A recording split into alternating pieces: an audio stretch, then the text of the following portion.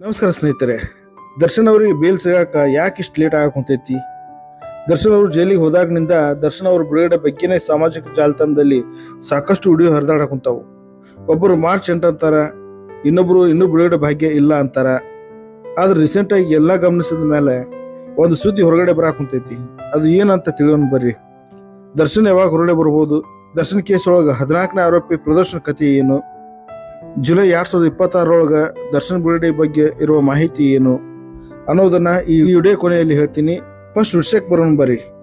ಈ ರೇಣುಕಾಸ್ವಾಮಿ ಕೇಸ್ನಾಗ 14ನೇ ಆರೋಪಿ ಅದನ್ನಲ್ಲ, ಪ್ರದೋಷ್ ಎಸ್ ರಾವ್. ಇವನು ಬಹಳ ದಿವಸದಿಂದ ಒಂದು ಪ್ರಯತ್ನ ಮಾಡಕೊಂತಾನ. ನನ್ನ ಹೆಸರನ್ನ ಈ ಕೇಸ್ನಿಂದ ಕೈ ಬಿಡ್ರಿ, ಆದ್ರೆ ಡಿಸ್ಚಾರ್ಜ್ ಮಾಡ್ರಿ, ನನಗೂ ಇದಕ್ಕೂ ಸಂಬಂಧ ಇಲ್ಲ ಅಂತ ಹೈಕೋರ್ಟ್ ಮೆಟ್ಲೆ ಇರೋಣ. ಆದ್ರೆ ಹೈಕೋರ್ಟ್ ಏನಂದಿತ್ತು ಗೊತ್ತೇನ್ರಿ?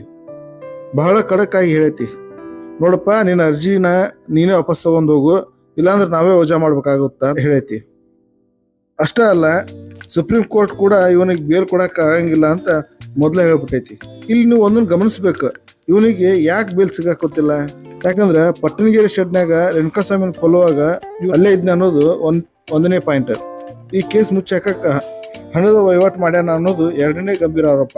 ನೋಡ್ರಿ ಸ್ನೇಹಿತರ, ಕಾನೂನಿನಾಗ ಕಾಮನ್ ಇಂಟೆನ್ಷನ್ ಅಂತ ಒಂದು ರೂಲ್ ಐತಿ. ನೀವು ಕೈಯಾರೆ ಕೊಲೆ ಮಾಡದೇ ಇರ್ಬೋದು, ಆದ್ರೆ ಆ ಜಾಗದಾಗಿದ್ದು ಅಪರಾಧಕ್ಕೆ ಸಾಥ್ ಕೊಟ್ಟರೆ ನೀವು ಅಷ್ಟೋ ದೊಡ್ಡ ಅಪರಾಧ ಆಗ್ತೀರಿ. ಈಗ ಸೋಷಿಯಲ್ ಮೀಡಿಯಾದಾಗ ಒಂದು ಸುದ್ದಿ ಸಿಕ್ಕಾಪಟ್ಟೆ ಹವಾ ಮಾಡಾಕುಂತೈತಿ. ನಮ್ಮ ಡಿ ಬಾಸ್ ಜುಲೈ 2026 ಹೊರಗೆ ಬರ್ತಾರ ಅಂತ. ಈ ಡೇಟ್ ಎಲ್ಲಿಂದ ಬಂತು? ಇದ್ರ ಹಿಂದಿರೋ ಲಾಜಿಕ್ ಏನು ನೋಡ್ರಿ. ಈಗ ದರ್ಶನ್ ಅವರು ಪರಪ್ಪನಗರದಾಗ ಅದಾರ, ಅವ್ರ ಮೆಡಿಕಲ್ ಬೇಲ್ ಕತೆ ಮುಗೀತು. ಈಗ ಅವರು ವಕೀಲರು ರೆಗ್ಯುಲರ್ ಬೇಲ್ಗಾಗಿ ಸರ್ಕಸ್ ಮಾಡಾಕುಂತಾರ. ಆದ್ರೆ ಇಲ್ಲಿ ಒಂದು ದೊಡ್ಡ ಅಡ್ಡಿ ಐತಿ. ಅದಕ್ಕೆ ಕಾನೂನಿನ ಭಾಷೆಯಾಗ ವಿಟ್ನೆಸ್ ಎಕ್ಸಾಮಿನೇಷನ್ ಅಂದ್ರೆ ಸಾಕ್ಷಿಗಳ ವಿಚಾರಣೆ ಅಂತಾರೆ. ಒಮ್ಮೆ ಎಲ್ಲ ಪ್ರಮುಖ ಸಾಕ್ಷಿಗಳ ಹೇಳಿಕೆ ಕೋರ್ಟ್ನಾಗ ದಾಖಲಾದ್ರೆ ಆರೋಪಿ ಅವ್ರಿಗೆ ಒಂದು ಸಾಕ್ಷಿ ನಾಶ ಮಾಡ್ತಾನೆ ಅನ್ನೋ ಭಯ ಇರಂಗಿಲ್ಲ. ಈ ಸಾಕ್ಷಿಗಳ ವಿಚಾರಣೆ ಮುಗಿಯಾಕ ಕನಿಷ್ಠ ಅಂದ್ರೂ ಜುಲೈ 2026 ಆಗ್ಬಹುದು ಅಂತ ವಕೀಲರು ಲೆಕ್ಕಾಚಾರ ಹಾಕ್ಯಾರ. ಆದ್ರೆ ಒಂದು ಶಾಕಿಂಗ್ ವಿಷಯ ಗೊತ್ತೇನ್ರಿ?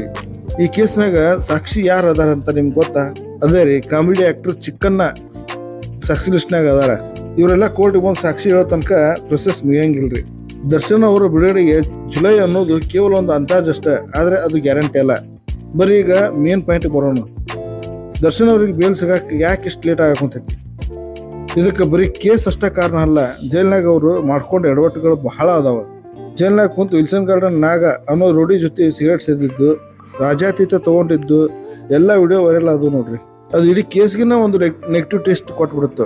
ಅದಕ್ಕೆ ಅವ್ರನ್ನ ಪರಪ್ಪನಗರದಿಂದ ಬಳ್ಳಾರಿ ಜೈಲಿಗೆ ಕಳಿಸಿದ್ರು.